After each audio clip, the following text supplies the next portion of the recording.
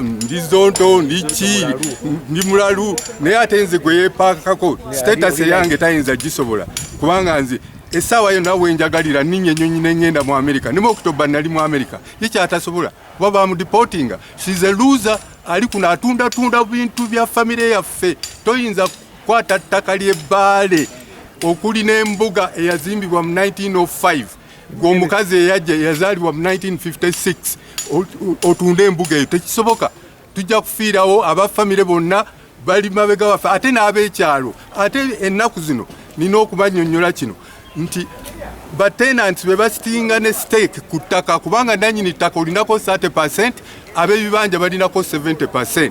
Sirowooza nti naana atusobola kuliko amalaalo kuliko kitalirawo yadde n'omufuno ogwo otegedde agenda atunda bintu byaffe atunze erungujja akoze atya mu kifo ky'okutunda ewaabwe yonna baggwa banakubeerera mujje tubawe ebiwandiiko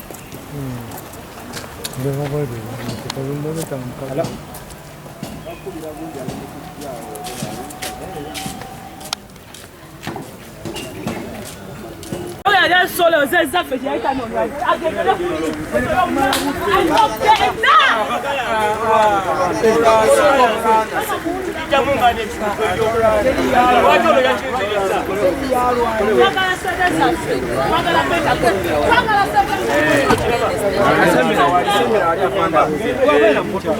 tuna mutukayo Kura wano mukono kakitiye. Kura mukono kakitiye. Ogo gufere. Yo yali omu. Abadiringa nabo abo bonna bafira baddi abo.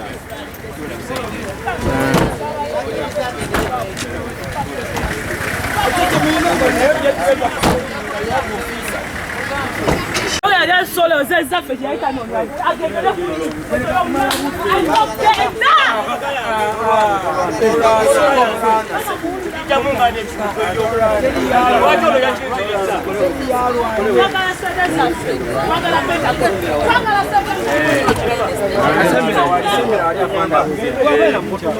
tuna mutukayo kura wano mukono kakitiye.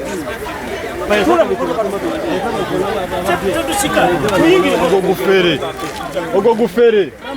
yo yali omwo.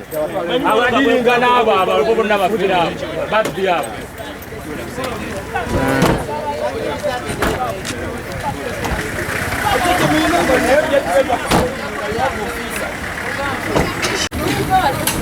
Tugenda ku station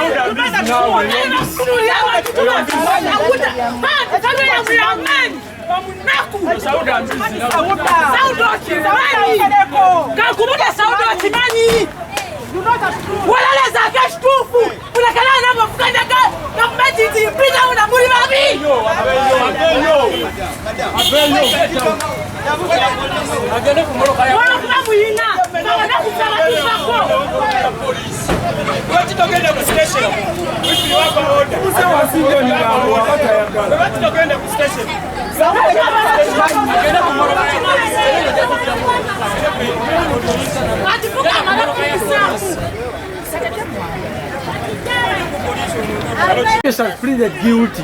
We are all educated to my Mogera. Yagambye talina musanga atagenda sasulaki.